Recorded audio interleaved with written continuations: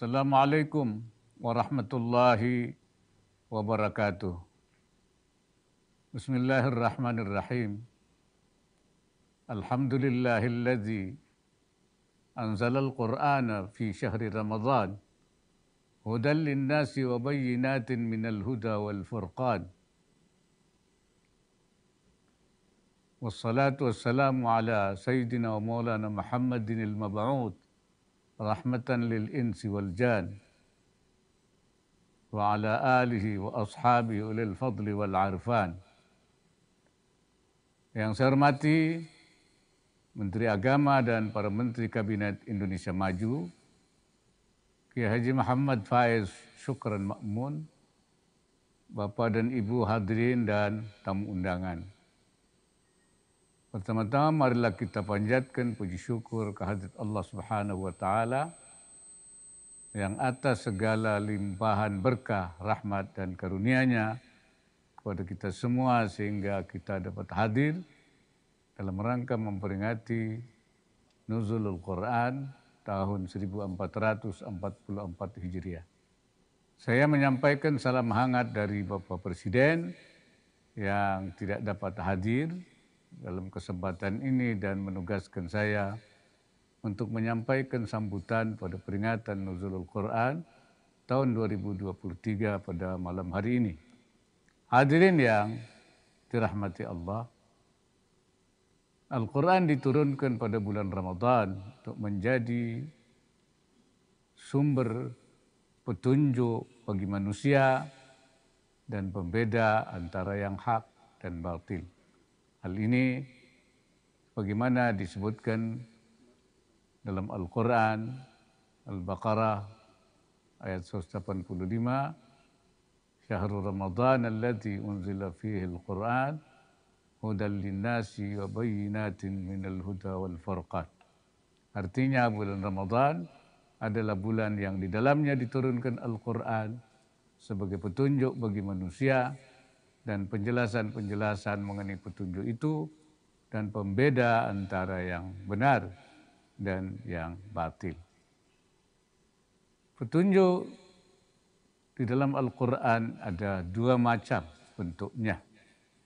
Pertama, petunjuk yang bersifat umum, hidayah ad-dilalah, yang diberikan kepada seluruh manusia, baik yang beriman maupun yang tidak beriman. Ini yang disebut dalam Al-Quran hudal linnas. Artinya Quran itu memang petunjuk bagi semua manusia dalam arti hidayatud dilalah, sebagai petunjuk umum.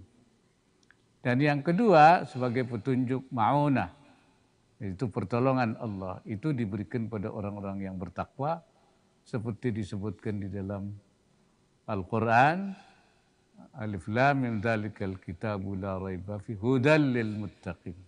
Artinya Quran itu hanya menjadi petunjuk yang dipedomani dan dijadikan tuntunan oleh orang-orang yang bertakwa. Al-Quran menganjurkan untuk mengajak ke jalan yang baik. Seperti disebutkan Al-Quran dalam surat Ali Imran ayat 104, wal takum minkum ummatan yad'una ilal khair wa ya'muruna bil ma'ruf wa yanhauna 'anil munkar wa ulaika humul muflihun. Artinya hendaklah ada di antara kamu segolongan orang yang menyeru kepada kebajikan, menyuruh berbuat yang ma'ruf, yang baik, mencegah dari yang mungkar. Mereka itulah orang-orang yang beruntung. Menurut para ulama yang disebut dengan al-khair, yad'una ilal khair, kebajikan adalah segala sesuatu yang mendatangkan kemaslahatan, jalbul masalih, dan menghilangkan kemudaratan. Daf'il madar. Artinya dua hal itulah disebut sebagai khair.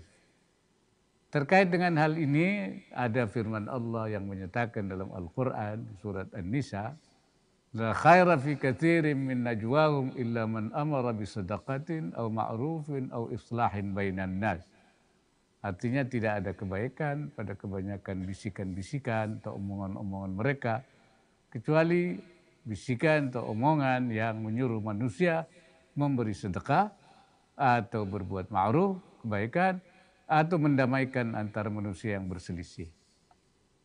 Pertama, dalam ayat ini ada perintah sedekah. Ini merupakan kebaikan dalam rangka menggunakan harta, baik yang sedekah itu sifatnya wajibah, yaitu yang wajib seperti zakat, maupun sedekah yang tatawu'iyah, yang sifatnya sunnah, seperti wakaf, infak, sedekah, dan ini termasuk bagian dari jalbul maslahah, mendatangkan kemaslahatan. Yang kedua, dalam ayat ini ada perintah ma'rufin au ma'rufin, adalah berbagai kebaikan secara umum yang non harta benda, yang bukan bentuk dana. Ini termasuk nasihat, inisiatif, gagasan, dan berbagai kegiatan yang banyak yang bukan sifatnya itu harta benda. Ini juga dikategorikan dalam bentuk jalbul maslahah, mendatangkan kemaslahatan. Nah, yang ketiga adalah mendamaikan antara manusia, islahin bainan nas. Ini termasuk bersifat daf'il madar, yaitu menghilangkan kemudaratan. Karena perselisihan itu dianggap sebagai kemudaratan, kebahayaan. Nah, perintah ketiga ini mengarahkan kita untuk mendamaikan antar manusia, bukan hanya antar sesama umat Islam, bukan islahin bainal muslimin, tapi bainan nas. Dalam pengertian ini juga termasuk upaya mencegah terjadinya konflik atau perselisihan dan menjaga kerukunan. Pengertian ayat tersebut sangat relevan bagi bangsa kita yang besar dan majmuk dalam memperkuat kerukunan antar umat beragama.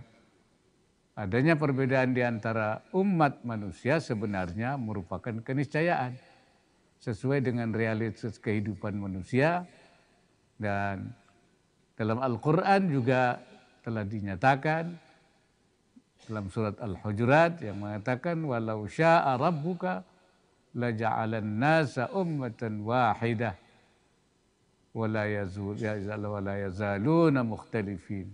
Artinya, jika Tuhanmu menghendaki, tentu Dia menjadikan manusia umat yang satu. Tapi mereka senantiasa berselisih pendapat. Hikmah dari ayat tersebut adalah mengandung pengertian sekiranya Allah menghendaki, pastilah akan menjadikan umat manusia sebagai umat yang bersatu. Akan tapi Allah tidak menghendakinya, sehingga manusia akan tetap saling berbeda dalam agama-agama mereka. Namun demikian, perbedaan-perbedaan itu tidak boleh membuat umat manusia saling bermusuhan. Kerukunan umat adalah fondasi bagi persatuan dan kedamaian bangsa kita. Seluruh program, rencana, dan kerja kebaikan demi wujudkan visi Indonesia maju hanya dapat dieksekusi jika bangsa kita rukun dan bersatu.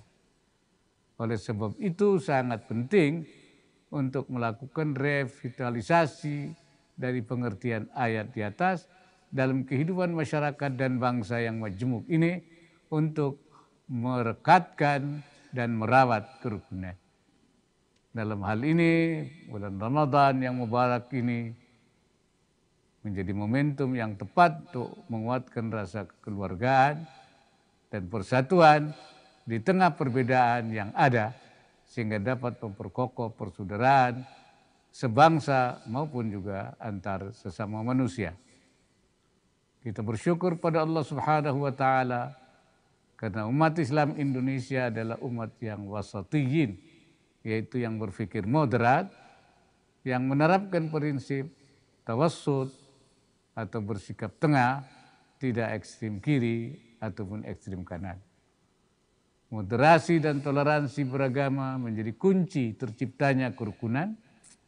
Manajemen moderasi beragama merupakan instrumen penting dalam mencegah konflik, membangun konsensus, serta menjaga persatuan dan kesatuan bangsa. Saya bersyukur bahwa praktik moderasi beragama di negara kita telah dapat menjadi rujukan bagi dunia. Saya berharap umat Islam Indonesia dapat terus menjaga praktik kerukunan yang sudah baik ini. Dan diharapkan juga berkontribusi lebih banyak lagi dalam mewujudkan dunia yang damai. Insya Allah dengan pertolongan Allah, bi'inayatillah dan kerja keras, bangsa Indonesia akan mendapatkan kemuliaan dan keberkahan dari Allah Subhanahu wa Ta'ala dan ditinggikan derajatnya. Insya Allah bangsa kita terus selamat melewati macam-macam ujian dan tantangan sehingga dapat terus bertumbuh menjadi negara yang makmur dan sejahtera secara merata. Hadirin yang saya hormati, demikian yang bisa saya sampaikan pada kesempatan yang sangat baik ini. Saya mengajak kita semua untuk tidak letih merawat kerukunan umat dan berkarya demi Indonesia. Selamat memperingati nuzulul Quran, selamat melanjutkan ibadah di bulan suci Ramadan. Semoga Allah Subhanahu wa Ta'ala senantiasa memberikan kesehatan dan inayahnya serta meridai seluruh upaya yang kita lakukan demi bangsa Indonesia yang maju, baldatun tayyibatun wa rabbun ghafur. Wallahul muwaffiq ila aqwamit thariq. Wassalamualaikum warahmatullahi wabarakatuh.